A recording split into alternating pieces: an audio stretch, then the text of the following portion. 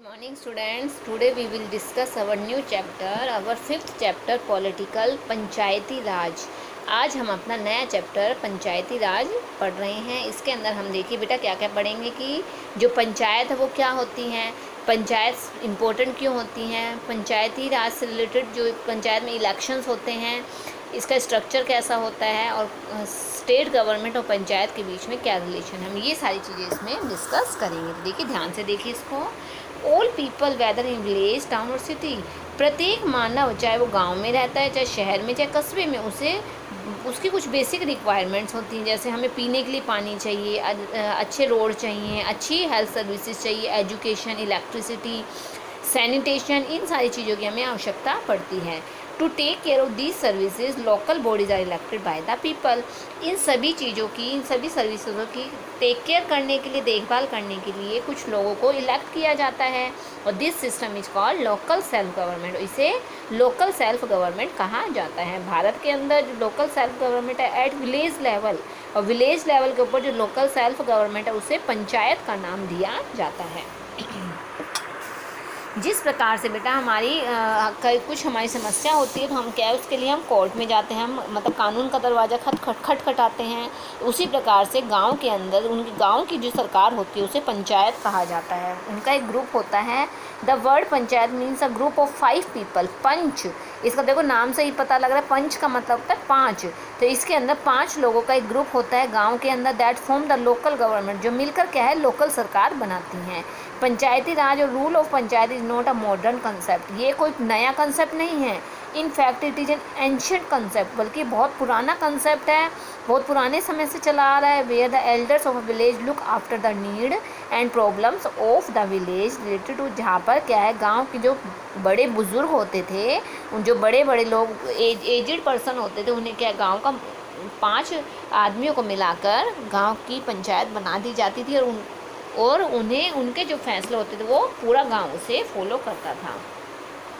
गांव के अंदर कुछ प्रॉब्लम हो गई है, जैसे वाटर से रिलेटेड, इरिगेशन से, सैनिटेशन से, इन सभी से रिलेटेड अगर कुछ प्रॉब्लम है तो क्या है पंचायत के पास जाकर पंचायत उनका समाधान करती थी।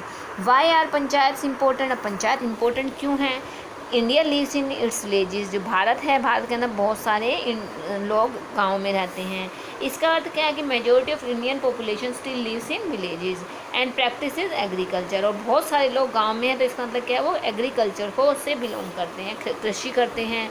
The villagers are either farmers or labourers, और गाँव के जो लोग हैं वो या तो किसान हैं या मजदूर हैं, वो एग्रीकल्चरल लैंड के अंदर कार्य करते हैं। Panchayat functions for the welfare of all such people in the village, जो पंचायत का कार्य क्या होता है कि गांव के इन सभी लोगों की वेलफेयर के लिए, इनकी जागरूकता के लिए, इनकी अच्छाई के लिए कार्य करना।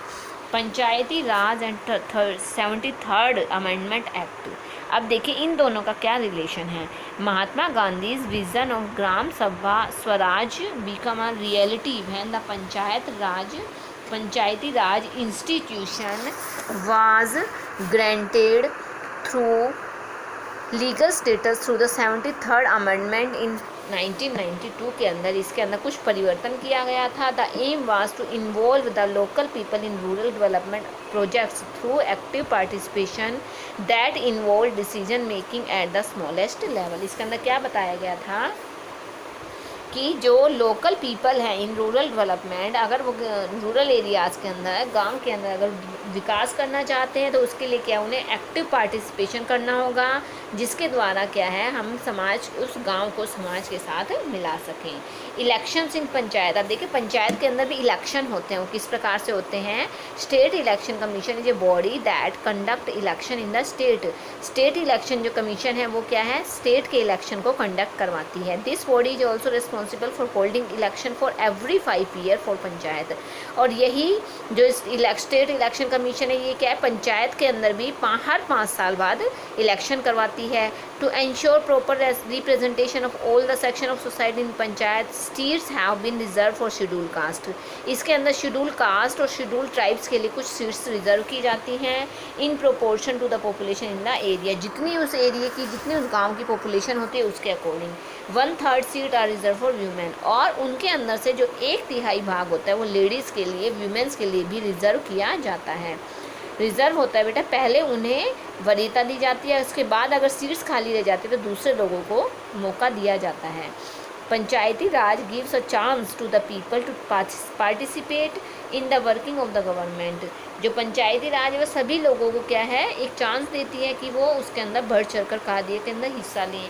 Villagers do a good job through because they know understand and can handle the problems of the area better than anyone else. और उस गांव के लोग ही उस कार्य को अच्छे तरीके से कर सकते हैं क्योंकि वो उसके बारे में अच्छे से जानते हैं, उसे समझते हैं और उस वहाँ की प्रॉब्लम को ईजिली हैंडल कर सकते हैं। स्ट्रक्चर ऑफ द पंचायत राज। अब देखिए पंचायती राज का स्ट्रक्चर किस प्रकार का होता है।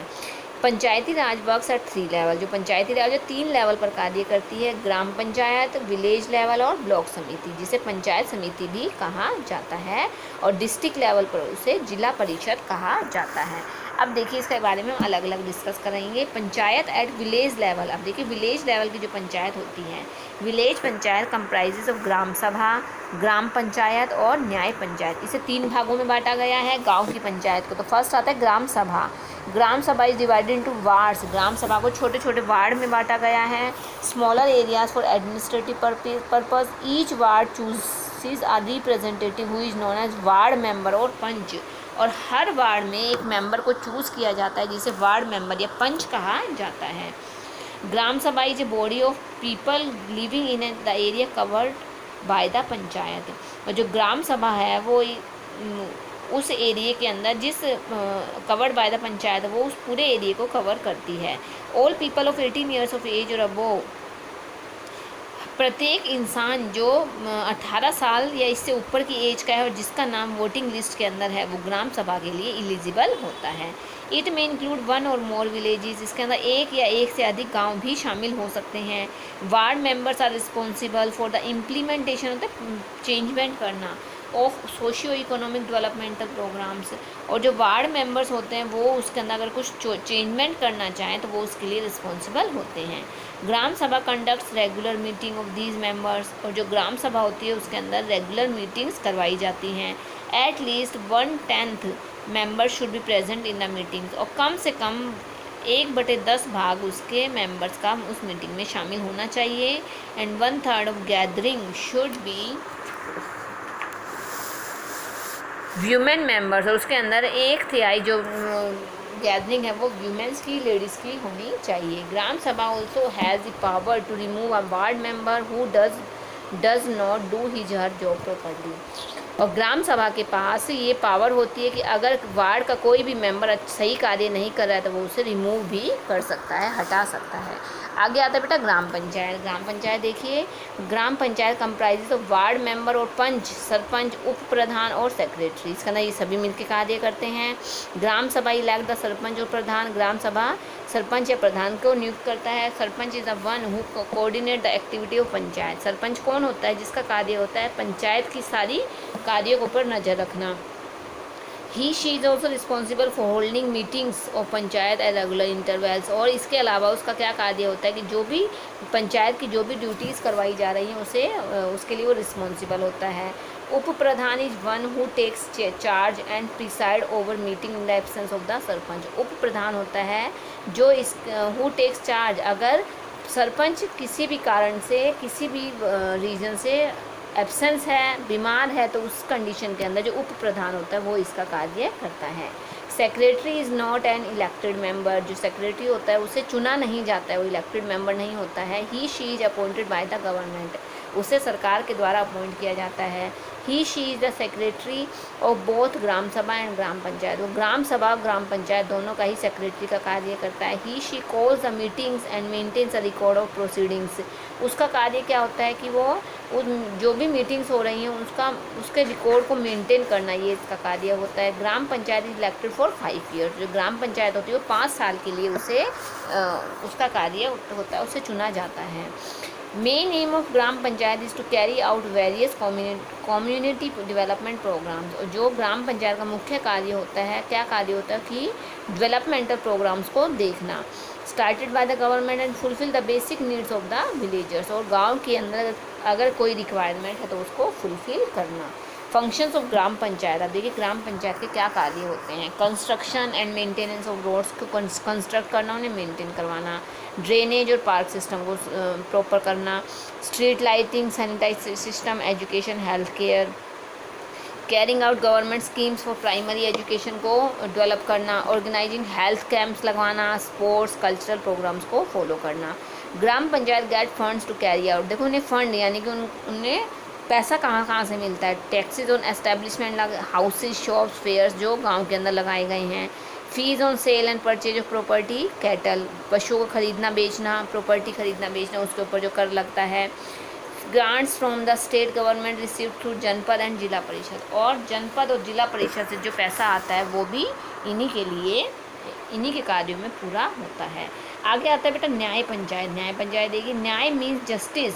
न्याय का अर्थ होता है जस्टिस, जैसा हम ये लिखते हैं न्याय, न्याय यानी कि justice. And to the panchayat and so the Nyaya panchayat is the village court. It's main function is to settle minor dispute. इसका क्या मेन कार्य क्या होता है कि एंड प्रोवाइड, अगर आपस में किसी के बीच में छोटा मोटा झगड़ा हो गया तो उसे ख़त्म करवाना और तुरंत उन्हें न्याय दिलवाना। देयर इज़ नॉर्मली वन न्याय पंचायत फॉर 4 to 5 विलेजेस। 4 से 5 गांव के ऊपर एक न्याय पंचायत नियुक्त की जाती है। Gram panchayat elects member of न्याय पंचायत। तो ग्राम पंचायत के जो मेंबर होते हैं वो न्याय पंचायत को नियुक्त करते हैं, चुनते हैं। आगे देखिए बेटा, ये एक केस स्टडी दी गई है।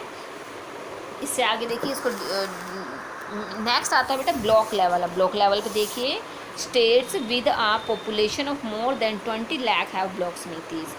ऐसे राज्य जहाँ की पॉपुलेशन 20 लाख या इससे अधिक होती है, वहाँ के उसे ब्लॉक समिति या ब्लॉक लेवल कहा जाता है। ब्लॉक लेवल पर पंचायती राज इज नोन एज ब्लॉक समिति। ब्लॉक लेवल पर जो पंचायती राज है उसे ब्लॉक समिति, जनपद पंचायत या पंचायत समिति के नाम से जाना जाता है। और जो पंचायत समिति है इसे अलग अलग स्टेट के अंदर अलग अलग नाम से जाना जाता है, लेकिन इनके जो कार्य होते हैं वो बिल्कुल सेम होते हैं। इनके नाम तो अलग अलग होते हैं लेकिन कार्य सबके सेम होते हैं।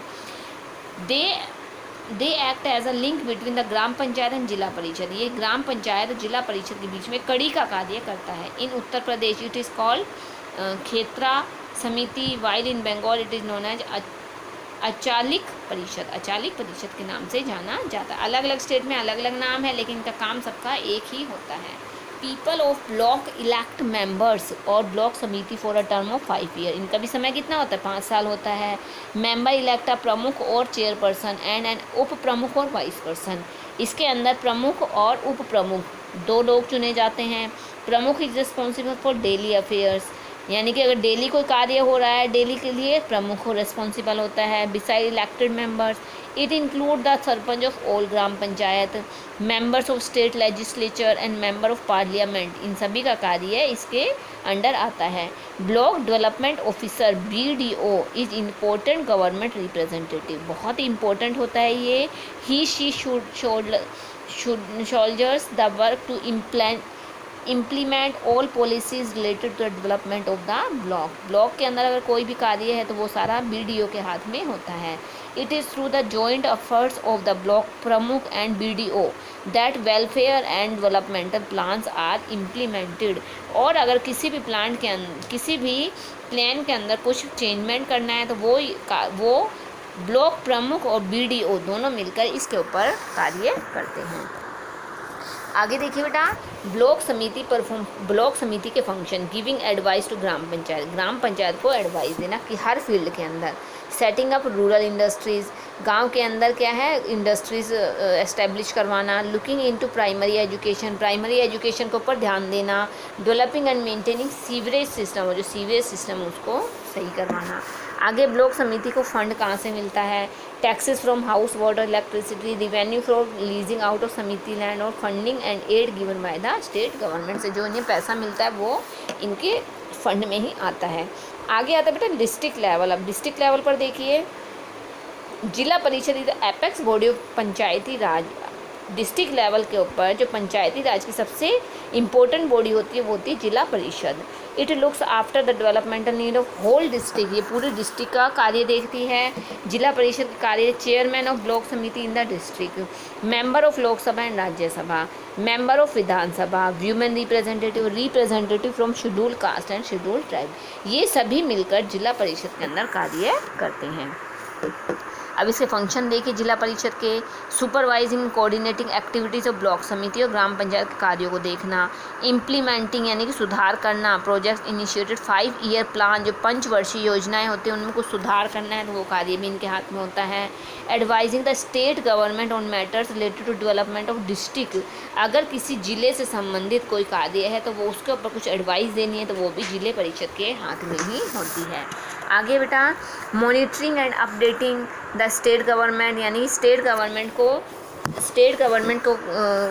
को मॉनिटर करना, उनके कार्यों को देखना, कुछ उनमें कुछ कमियां हैं तो उसके बारे में उन्हें अपडेट करना। Looking into the accounts of block samiti and allocating government funds for various programmes, अलग अलग कार्यों के लिए जो फंड है, जितने पैसों की ज़रूरत है उसके लिए गवर्नमेंट को आगे बताना। आगे देखिए मेन सोर्स, इसके इनकम के सोर्स क्या है। Aid given by the government के द्वारा पैसा आता है। Tax on water, electricity, market fair और हाउसेस के द्वारा जो टैक्स आता है उससे भी इनकी इनकम होती है।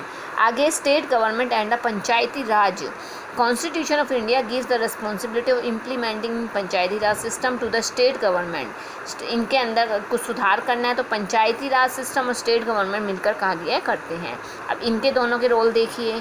It plans rules and regulations, जो पंचायती राज के द्वारा के लिए जो रूल्स और रेगुलेशन लगाए गए उनकी देखभाल करना। It dissolve panchayat that are not functioning, अगर कोई भी पंचायत सही कार्य नहीं करे तो उसे ख़त्म कर सकते हैं। इट कोऑर्डिनेट विद जिला परिषद और डिस्ट्रिक्ट के अंदर जो डेवलपमेंटल कार्य हैं, अगर वो जो जिला परिषद जो कार्य कर रहा है उसके अंदर कोऑर्डिनेट का कार्य करते हैं स्टेट गवर्नमेंट।